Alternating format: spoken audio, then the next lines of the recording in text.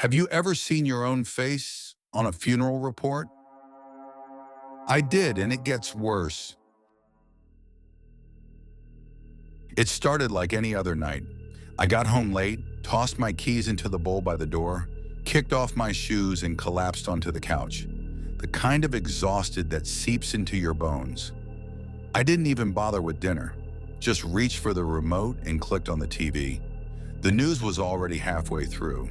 Some anchor I'd never seen before, reading the teleprompter with that smooth, practiced voice. I wasn't really listening. My brain was half melted from the day. Something about local politics, a missing dog, a house fire. Then it happened. A photo flashed on the screen. My photo. I sat up, heart suddenly thudding like it wanted out of my chest. That was me, my face, smiling awkwardly in a passport-style photo I barely remembered taking. I stared, confused. A weird déjà vu, maybe? Some random guy who just looked like me? But then the anchor said it. Michael Turner, age 34, was found dead earlier today in his downtown apartment. Authorities have yet to release the cause of death. Friends and colleagues describe him as quiet, polite, and hardworking. I didn't breathe. The voice kept going, but it turned to static in my ears. I leaned forward, gripping the edge of the couch, eyes locked on the screen. They showed the outside of my building. They showed my floor. They even showed footage of a coroner's van driving off into the night. I grabbed the remote and turned up the volume. Maybe I misheard. Maybe this was some surreal prank. But no, it was my name. My address, my face. I looked down at my own hands. I was here, breathing, watching this unfold like some sick dream, but everything in me screamed it was real. Then the screen faded to black for a commercial break. Silence swallowed the room. The hum of the refrigerator was suddenly deafening. My own heartbeat felt too loud. I sat frozen, not shocked, something past that, like my mind couldn't process what my eyes had just seen. Like my body and my brain were out of sync. Dead? I was dead. I stood up slowly, legs trembling like I'd run a marathon. I walked to the mirror in the hallway, looked myself in the eye. I was pale, sweating, breathing fast, but I was here, alive. Right? Wasn't I? The TV played on behind me, now blaring some ad for cold medicine. Normal, harmless. But my world had tilted, cracked. Something irreversible had just happened. And I didn't know yet if it was madness or something worse. And deep in my gut, I already knew the answer. I told myself it had to be a mistake. Someone with the same name. A coincidence. That's all. Michael Turner wasn't exactly rare. There were probably thousands of us. Maybe even one in this city. Same age, same general appearance. It could happen, statistically, right? But my heart didn't believe what my head was saying. I paced the living room, trying to steady my breath, trying to think. I rewound the news on my TV, thank God for smart features, and hit play. The photo, again, my face, and then the voice. Michael Andrew Turner, born August 12, 1990, resident of the East Briar District, found unresponsive at approximately 4:20 p.m. No signs of forced entry, no foul play suspected. My full name, my birthday, my neighborhood. Every detail was exact, perfectly, horrifyingly accurate. I paused the video and stared at the screen. My name, said like an obituary. I repeated it out loud just to hear it differently, just to break the spell. Michael Andrew Turner, 34, East Briar. It didn't help. It only made the silence around me feel heavier, like the air had thickened, like the walls were listening. I sat back down, hands shaking. This wasn't a coincidence. It wasn't a mistake. Someone or something had put that story on the news. And they weren't guessing.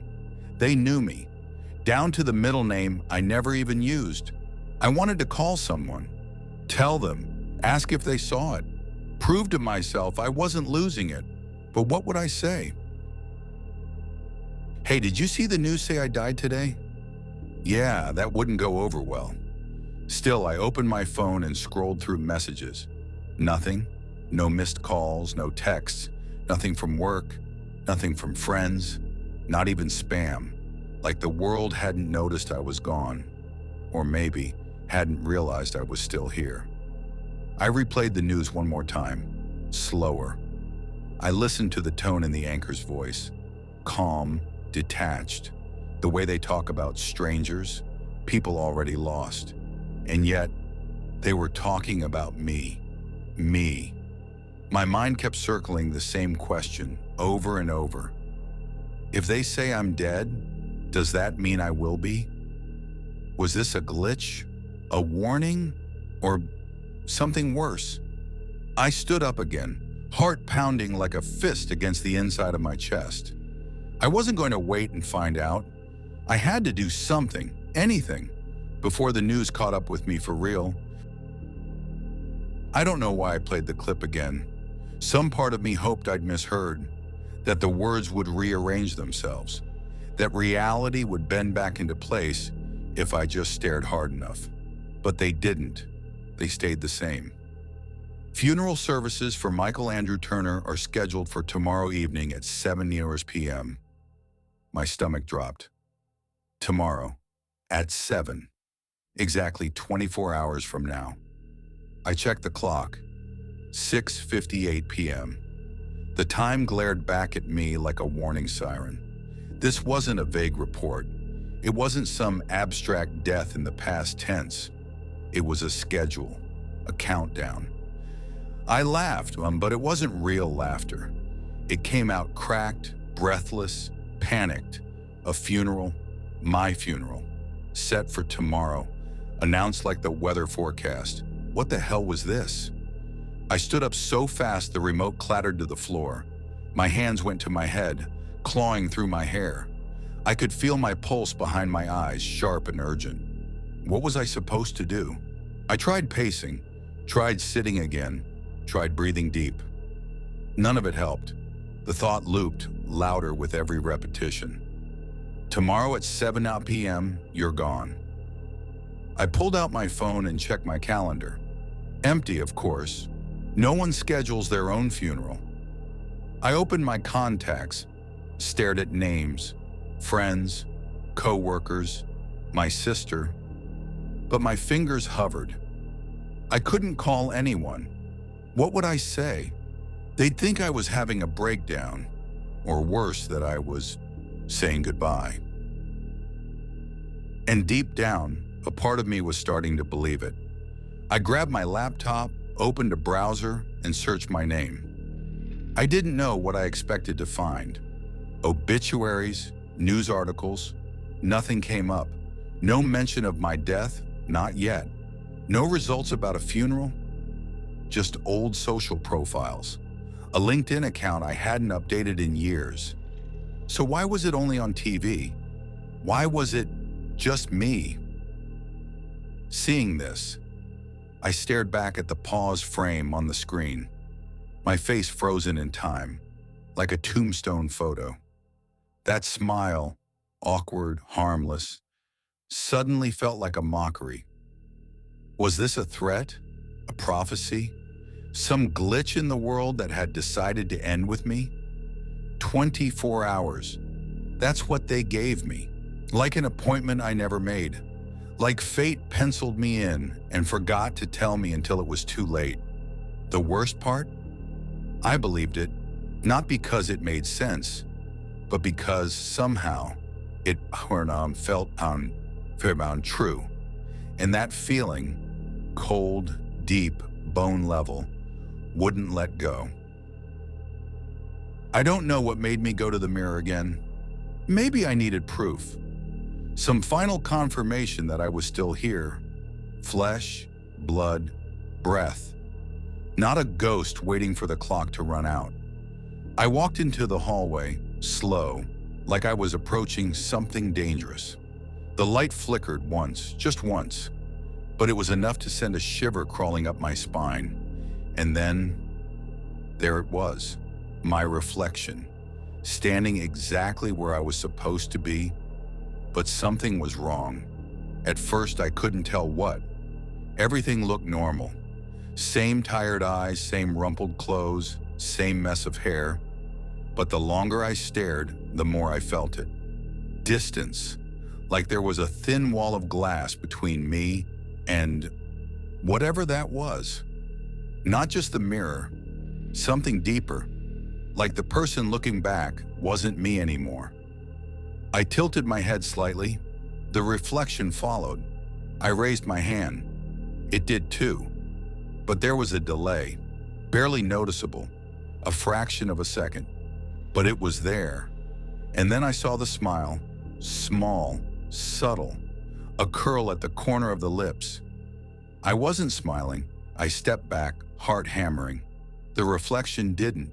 It stayed close, too close, like it had taken a step forward when I hadn't.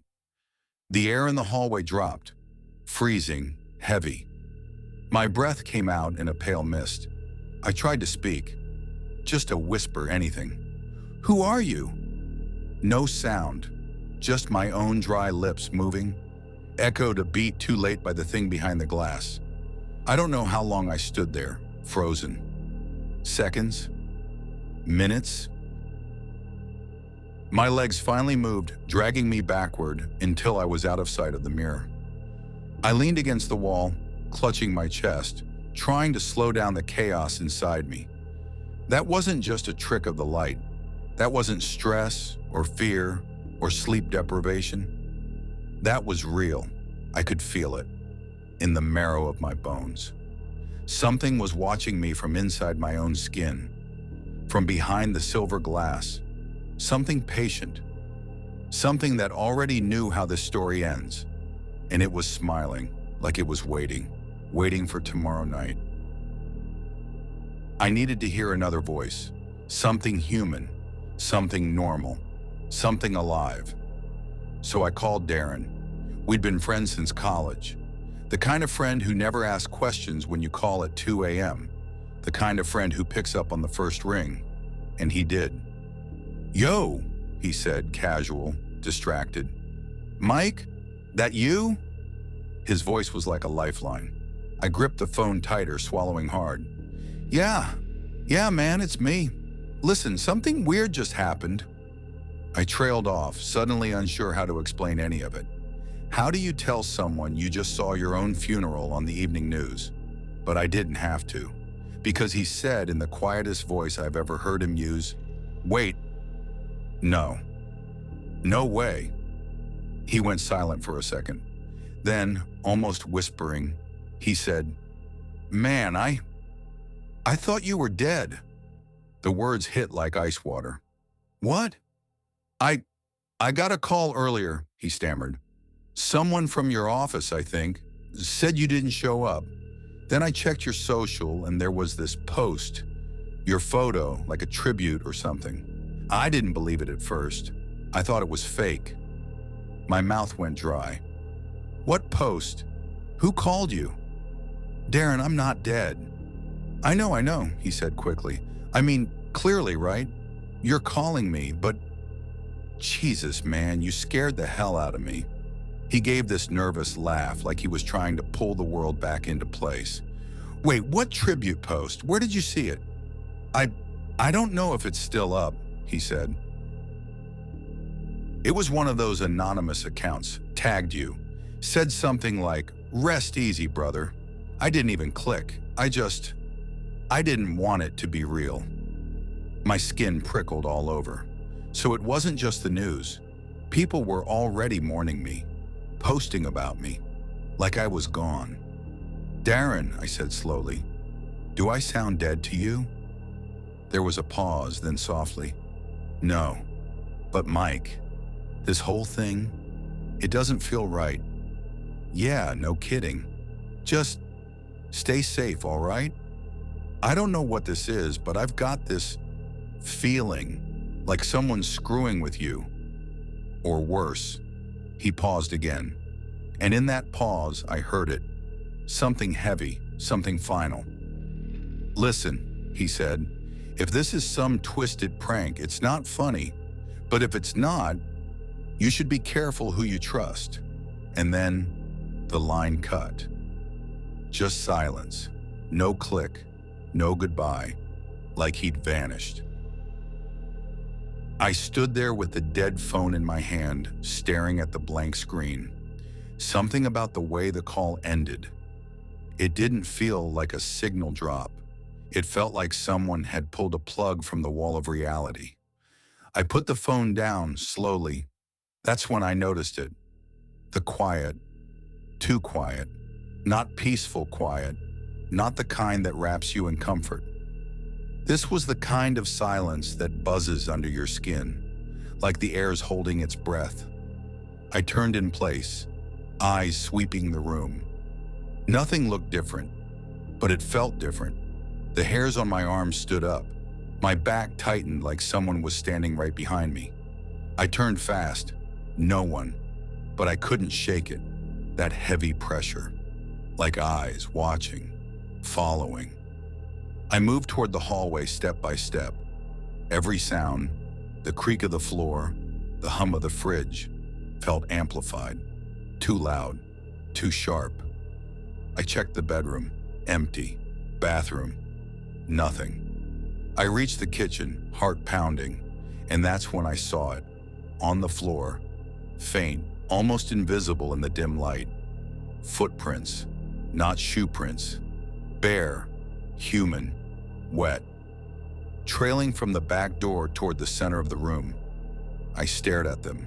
My brain struggled to make sense of what I was seeing. I hadn't been outside. No one had come in. I live alone. I dropped to one knee, touched the tile. Cold, damp, still fresh. I followed the prints with my eyes, but they stopped suddenly, right in the middle of the floor, as if whoever, whatever, made them had just disappeared. I stood there frozen, skin crawling, listening. There was no wind, no creaking, no movement, but something was here, had been here, maybe still was. I walked to the back door and checked the lock. Still bolted. The windows were shut.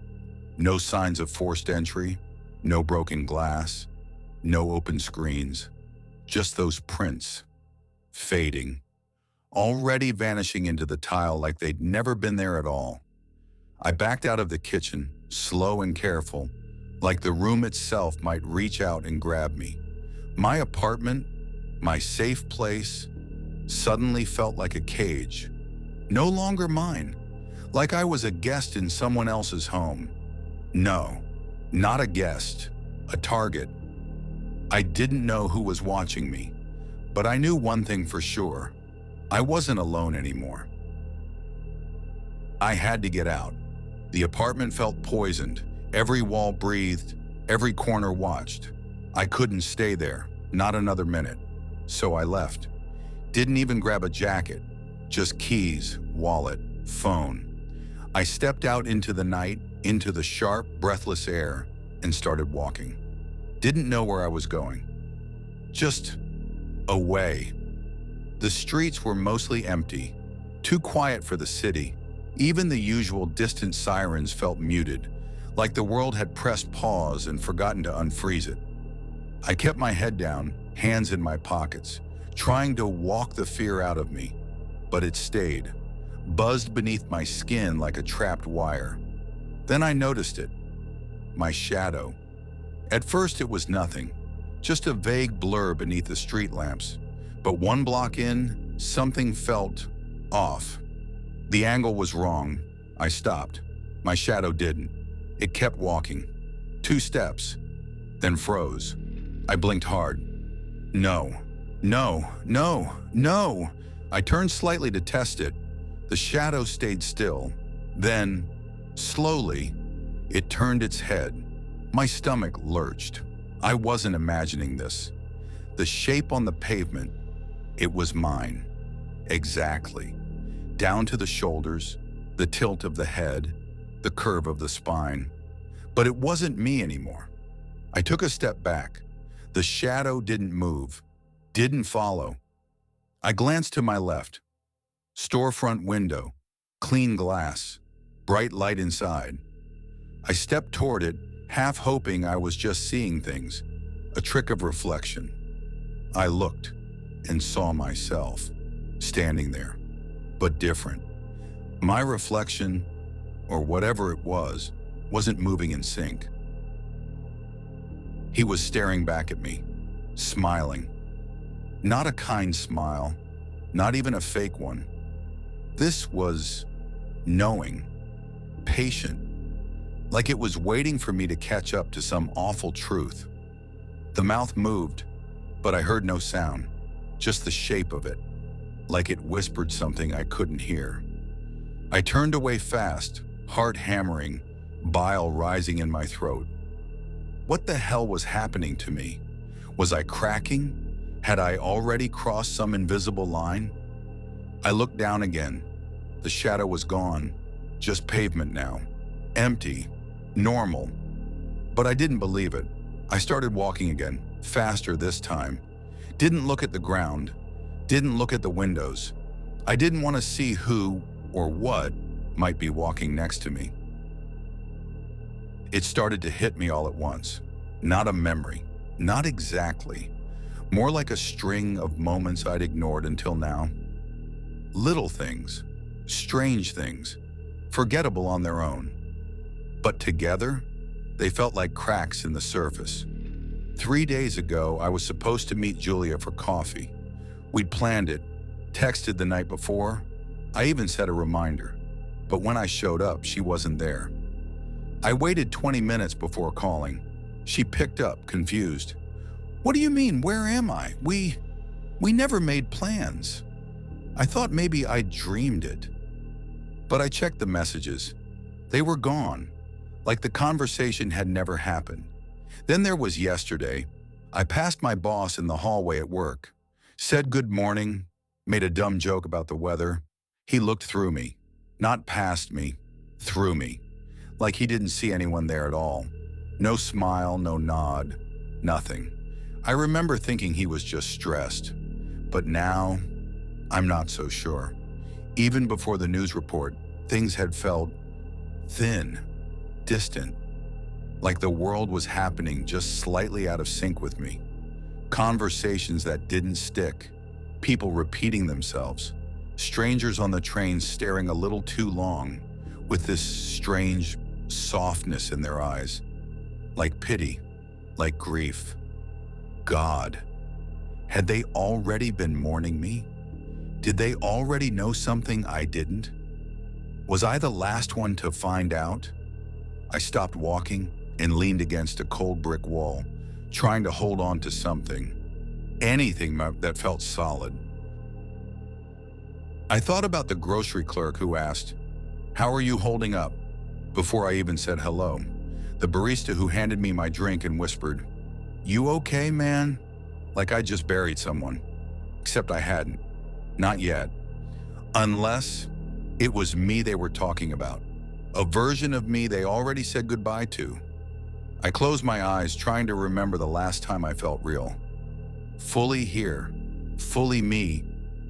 But everything was fogged, like waking up from a dream you don't remember being in. I checked the time. 19 hours left, less than a day until the funeral. My funeral. And suddenly the question wasn't, what's happening to me? It was something far worse. What if this already happened?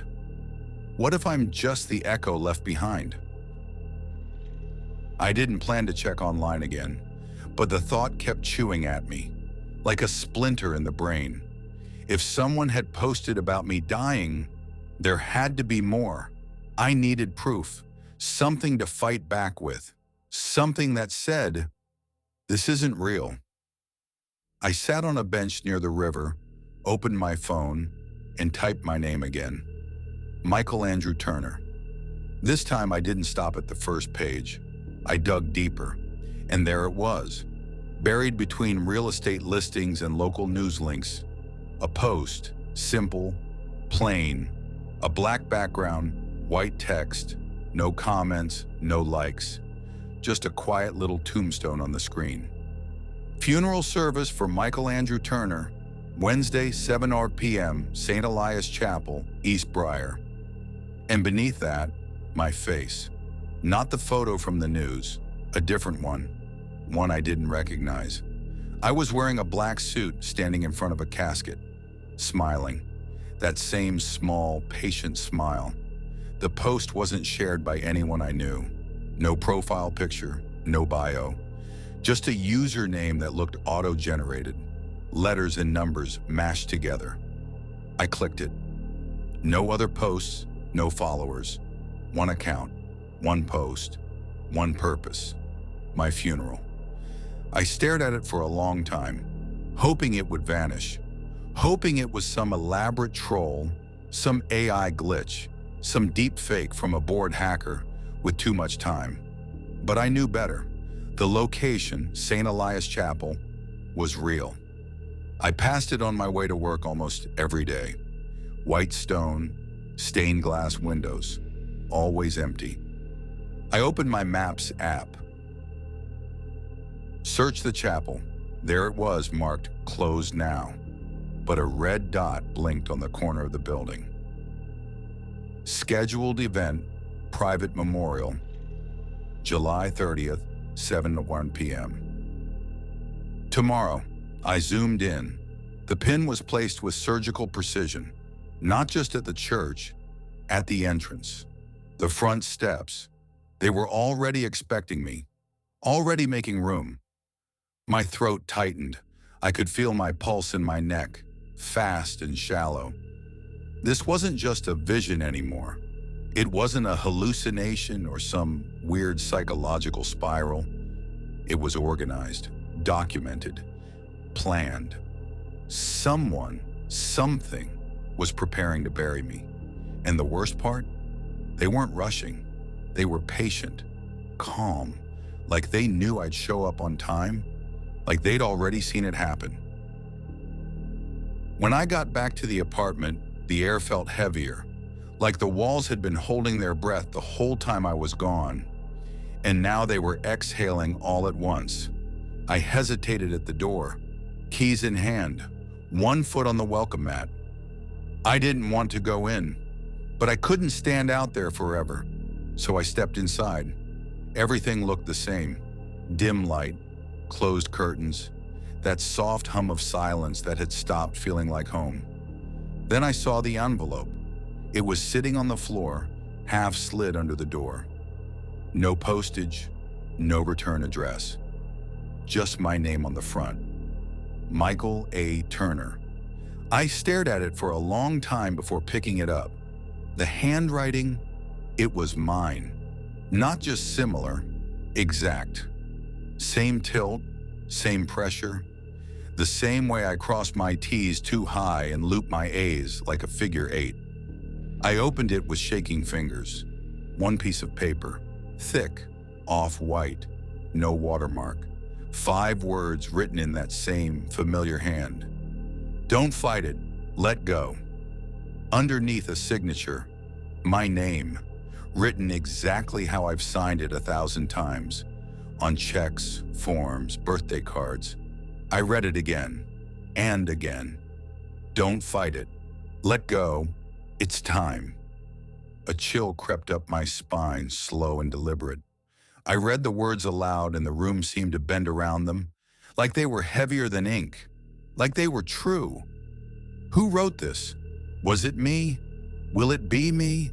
Some future version? The one smiling in reflections, walking behind me in the dark? Was he reaching back through time? Or was time just folding in on itself?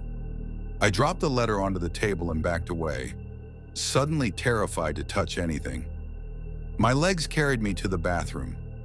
I had to look at myself again. Had to see if the man in the mirror still mirrored me. But when I looked, all I saw was someone exhausted, haunted, alive, barely. I walked back to the kitchen and stared at the letter. still there, still real. The words burned in my head, looping like a whisper from inside my skull. Don't fight it, let go. Maybe I'd already lost. Maybe resisting was just delaying the inevitable. But something deep inside still pulsed with defiance. A spark, a crackle, a heartbeat. I wasn't ready to let go, not yet. The knock came at midnight. Not the soft kind, not cautious. It was deliberate, rhythmic, like a metronome ticking in the dark. I froze. 3 slow knocks, then silence. I didn't move. Another set, 3 more. I glanced at the clock. 12:01 a.m. exactly. Of course it was. I crept toward the door, every step feeling like I was sinking deeper into something thick and invisible. The peephole shimmered with hallway light. My hand hovered over it. I looked. 3 figures, standing perfectly still in the narrow corridor outside. No movement, no twitch. Just there. They were tall, all of them in long black coats. The fabric still damp, like they'd come from rain that hadn't fallen yet. Their faces, I couldn't see their faces. Not because they were hidden. They weren't. But somehow my eyes refused to focus. Like there was static between us, blurred reality. I stared harder. One of them tilted its head, not curious, not confused, interested. I stepped back from the door, heart hammering. My breath caught in my throat. Then the knock came again, 3 times. Same rhythm, same pause. I didn't answer. They didn't speak. They didn't leave. Just stood there, waiting, watching. And then I heard it, soft footsteps, on the stairs, behind them, coming closer. They weren't alone.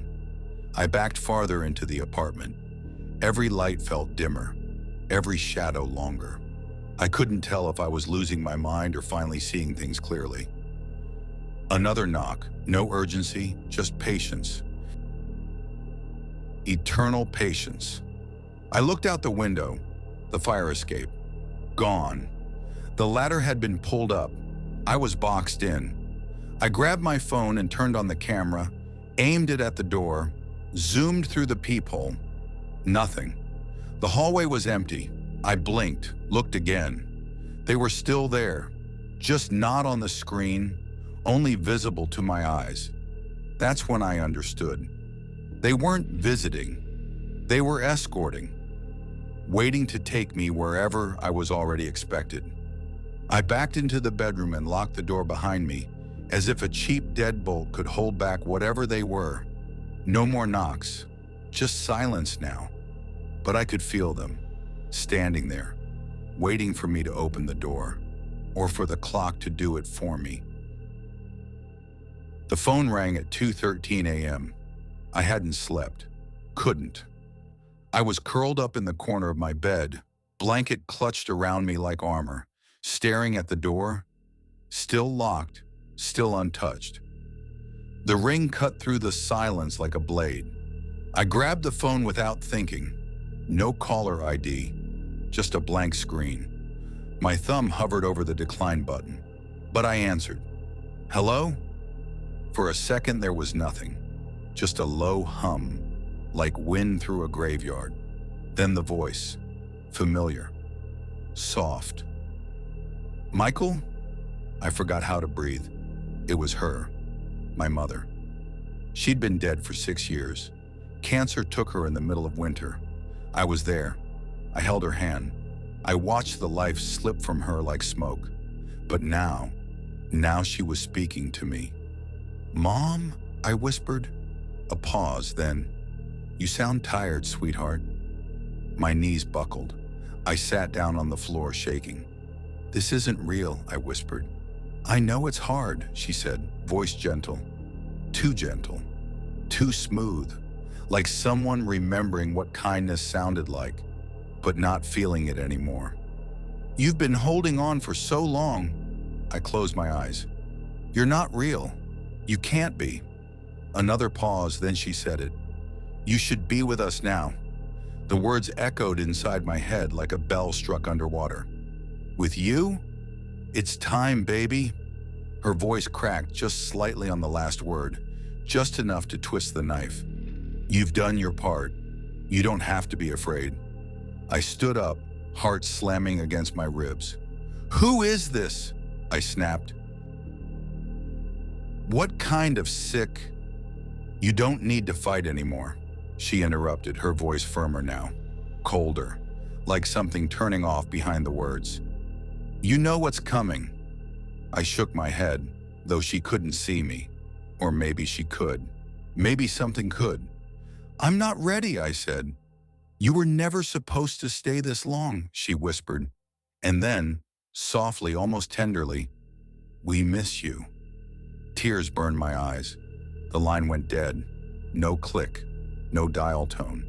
Just gone. I stared at the screen. No record of the call. Nothing in my log, like it had never happened. But her voice lingered. Not in memory, in the room. I could still hear her whisper, "You should be with us now." It started with the microwave. I walked into the kitchen, still shaken from the call, still trying to convince myself it was just a dream, just my mind cracking under pressure. And then I saw it. The clock.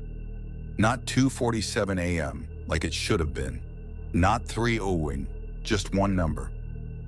19. I frowned, stepped closer, pressed a few buttons. The screen didn't respond. Frozen. I checked the oven. Same thing. 19.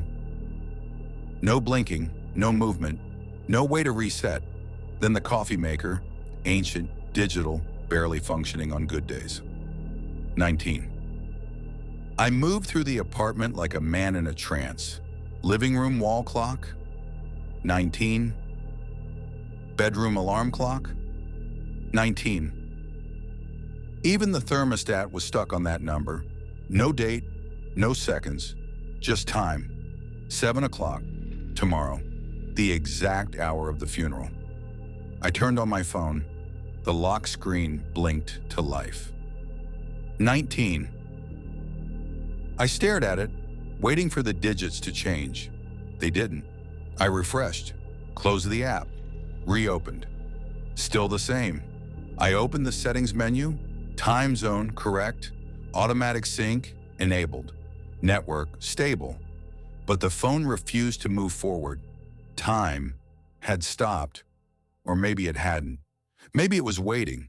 Every screen, every surface that once tracked my day now pointed to one moment, like the whole world had circled a date in red and was counting down to it. No, not counting down, pointing, marking, declaring. I could feel it in the air, this awful sense of stillness, like the entire apartment was holding its breath, waiting for me to understand. This wasn't just some glitch. This was intention, design. Something was aligning itself, bending everything I knew toward one fixed point in time. My end. I stumbled back into the hallway and looked at the mirror again, half expecting to see him, the other me, already waiting. But it was just me, barely, pale, shaken. And then, behind my reflection, in the shadows, a faint glow, red, pulsing. I turned. Nothing there, but the image stayed burned into my mind. A countdown I couldn't see, but could feel ticking in my blood. I pressed my hands to my ears, but there it was, a low, steady beat, not a sound, a rhythm, a pulse. Tick, tick, tick. And all of it, every moment, every whisper, every shadow, leading to one final second. Tomorrow, 7 p.m.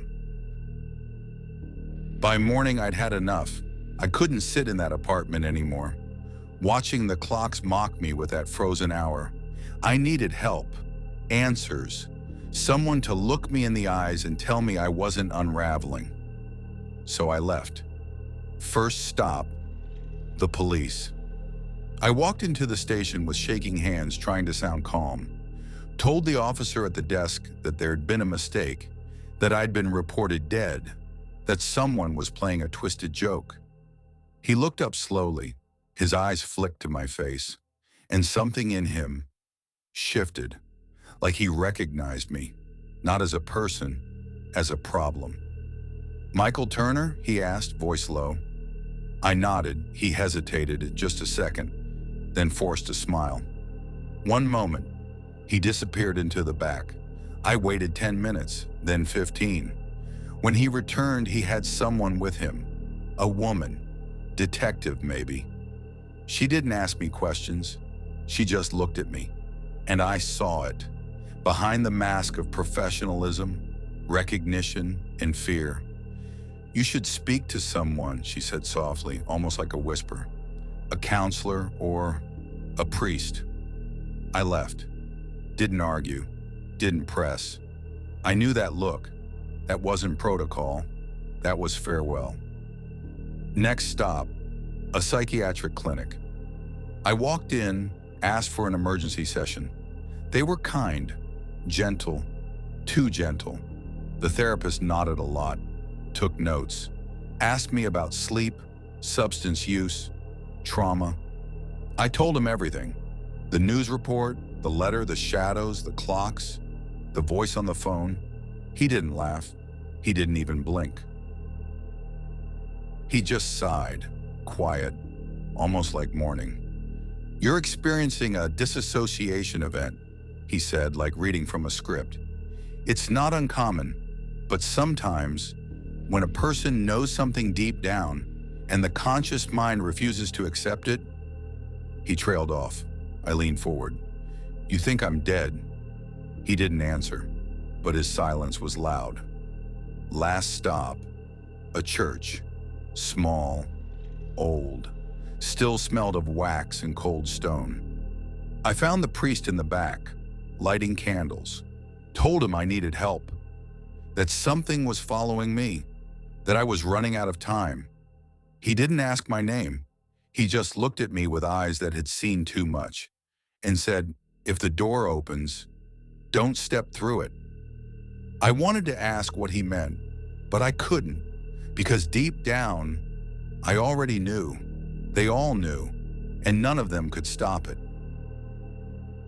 The world didn't end with fire or noise. It ended with silence. I didn't notice it right away.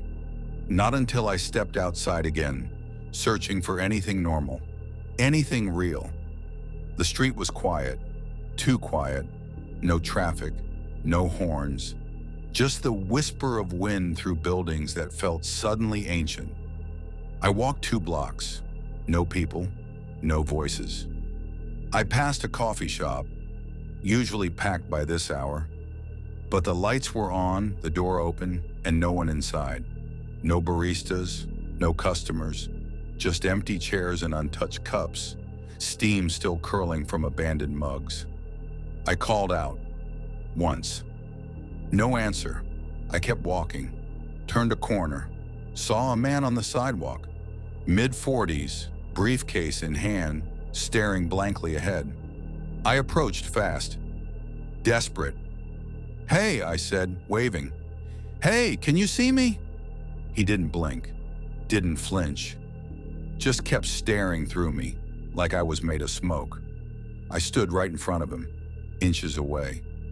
Nothing. It was like I didn't exist. I took the subway next, desperate to see movement. Life. The train was already there when I arrived.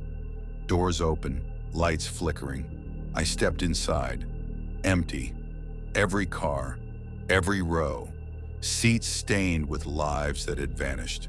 No conductor, no announcements. The train moved anyway, alone. I stared at my reflection in the darkened window and saw nothing. Just the seats, the lights, the tunnel racing by. No me. I stood, turned my head, still nothing. I was gone, not dead. Erased. I left the train and walked through the city like a ghost. shouting, running, waving my arms. No one reacted. They moved around me like I wasn't there, like I'd never been. I entered a store and watched the clerk scan items for no one, bag them, smile politely, as if rehearsing a life that didn't need people anymore. I found a mirror by the checkout, stared into it. Nothing looked back. I touched the glass. It was warm, but I was cold, so cold. I walked out into the open street and screamed. Nothing, not even an echo. Even my own voice had stopped trying. The city was still here. Buildings, lights, concrete. But the soul of it was gone. And I realized something, slowly, horribly. This wasn't the world fading from me. This was me fading from the world. And no one was going to notice when I disappeared.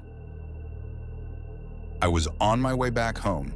Not because I wanted to be there, God, no. But because I had nowhere else left to go. Every place I'd run to had already closed its doors, or forgotten I was ever part of it.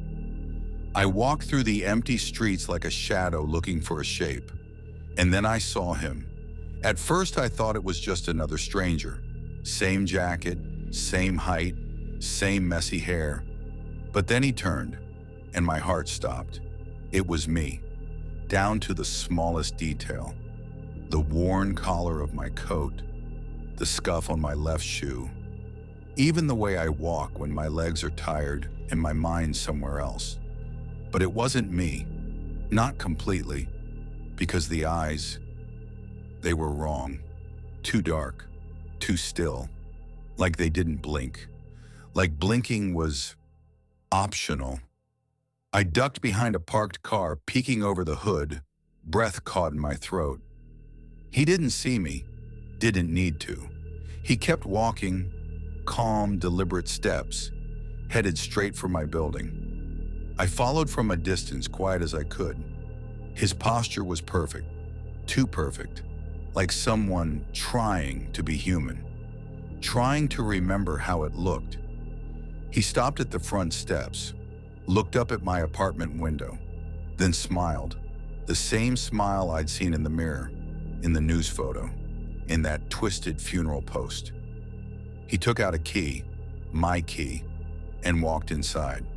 My knees almost gave out. I stood there, shaking, staring at the door as it clicked shut behind him. He didn't break in. He didn't force his way. He belonged there. Or maybe I didn't anymore.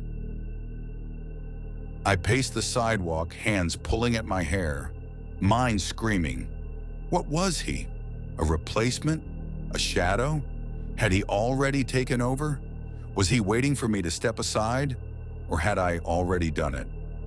I looked up at my window, curtains drawn, but I knew he was in there, sitting on my couch, wearing my skin, living the life that was slipping out of my hands hour by hour. And in that moment, something inside me broke. I couldn't run anymore. I couldn't hide, because now I knew. This didn't end with me dying. It ended with him living, in my place. I don't remember the walk there. One moment I was standing on the sidewalk, staring up at my apartment window. The next, I was at the gates of St. Elias Chapel. The church looked older than I remembered, like time had folded around it, like the stones themselves had been worn down by centuries of grief. The doors were open, wide, waiting. I stepped inside, and the first thing I noticed was the silence. Not peace, not reverence. This was the silence of things that shouldn't be spoken, the kind that presses against your skin and nestles into your lungs. The pews were full, people dressed in black, heads bowed, but no faces. Every one of them had their features covered, veils, scarves, shadows, like their identities had been erased along with mine. I moved down the aisle slowly, heart pounding with every step. No one turned, no one spoke. But I knew. They all knew I was there. At the front of the church, beneath the pale glow of a single candle-lit chandelier, stood the altar, and on it, my photo. That same expression I barely recognized anymore. Familiar but hollow, framed in black, and next to it, the casket, open, waiting. I moved closer. I didn't want to, but my feet didn't ask me. They moved on instinct, on ritual, as if they had already rehearsed this moment 1,000 times. I reached the casket, looked inside, and saw myself, lying there, hands folded, skin pale, lips slightly parted like I was about to whisper something that never came. It was me, completely. Undeniably, and yet it wasn't, because as I stared, the eyes opened, just barely, and the version of me inside that box smiled, slow, tired, satisfied. I stumbled back, breath caught in my throat, the walls tilting, the air spinning. The congregation rose in unison, still silent, still faceless. They turned to face me, and for a single impossible moment, I felt it. I was no longer the observer, I was the guest of honor, and they weren't grieving, they were welcoming. The candles flickered, one by one, until only a single flame remained above the altar, shivering, waiting to die. I looked down again. The casket was empty. I don't know when it happened, but I knew what it meant. It was time. I couldn't breathe.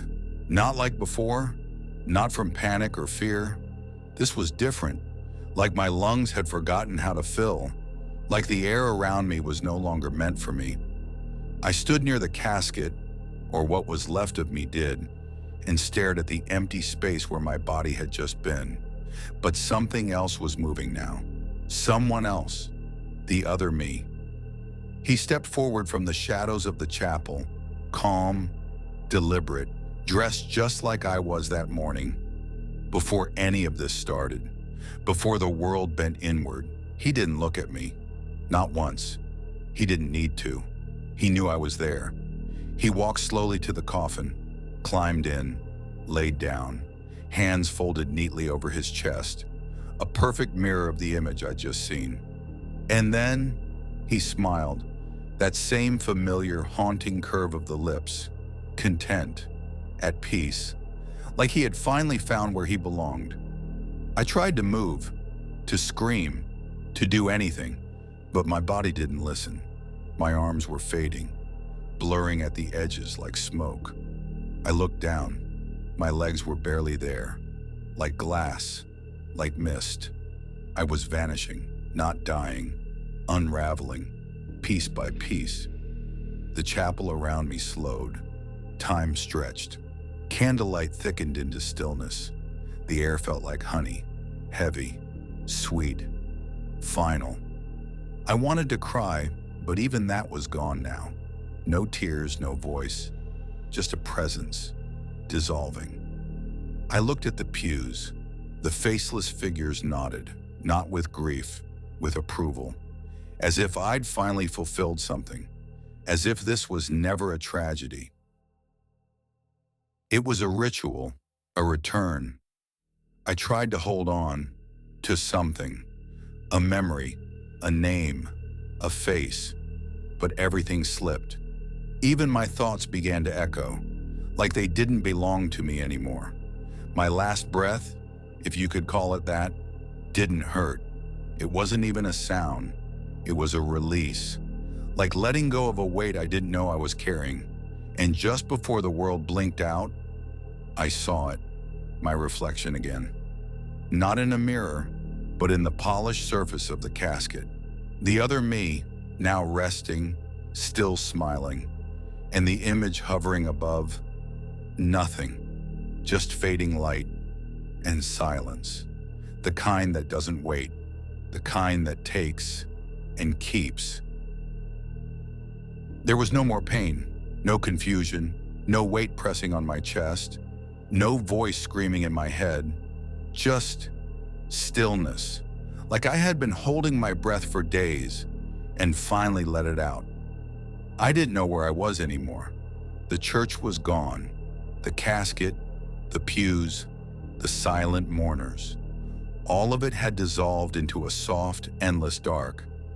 But it wasn't empty. It was warm. Not like fire or sun. More like memory. Like stepping into a place you'd always belonged, but forgot existed. I didn't feel fear. Not anymore. Whatever had haunted me, the ticking clocks, the reflections, the shadows, it had all faded. Not erased. Just finished. Complete.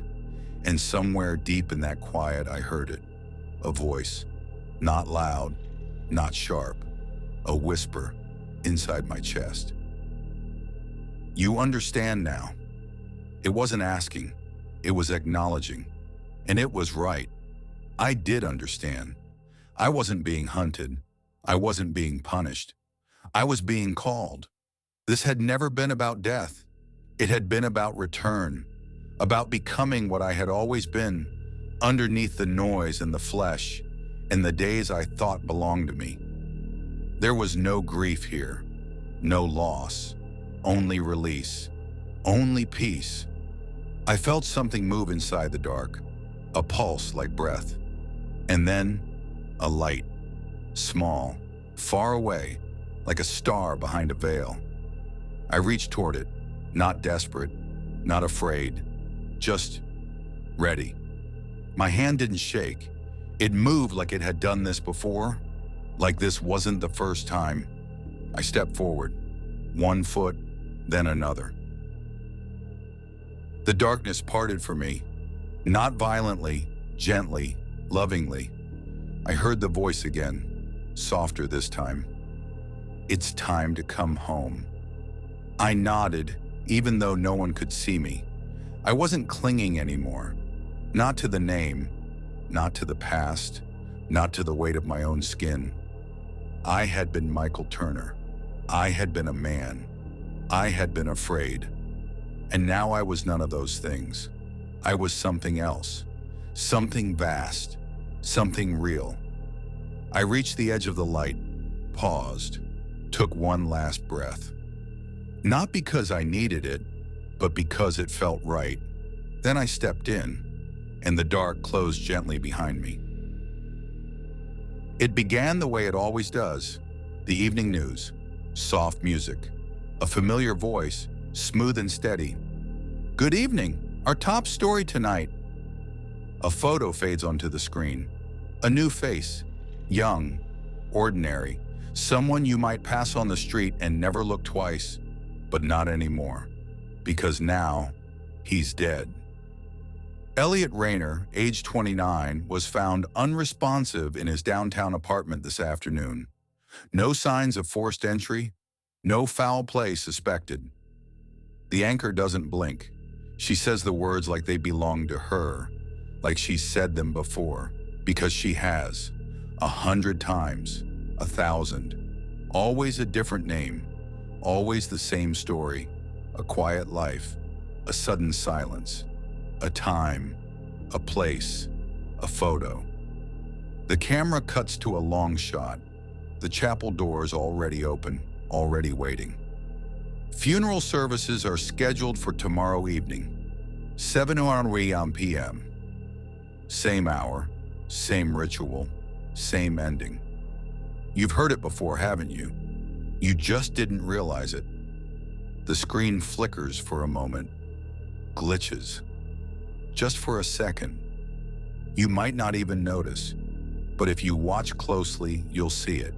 In the static, in the frame, a shape behind the glass, a face, smiling. You've seen it before too. Maybe in the mirror, maybe in a dream, maybe you forgot, but it never did, because the broadcast always continues. It doesn't stop, doesn't rest. It waits, patient, endless, faithful. And as the news fades to black, as the credits roll and the music hums quietly beneath the surface, one final image appears. Not Elliot. Not the next name on the list, but him, Michael Turner, smiling just for a moment. Too quick to be noticed by most. But there, burned into the edge of the screen like a memory that won't fade. His eyes don't blink, his lips don't move. But if they did, you know what they'd say. Don't fight it. Let go. It's time. And somewhere, someone watching the news shivers, looks closer, stares at the screen and sees something they shouldn't. And it begins again, because the funeral is already scheduled, and the clock is already ticking. And maybe next time, it's yours.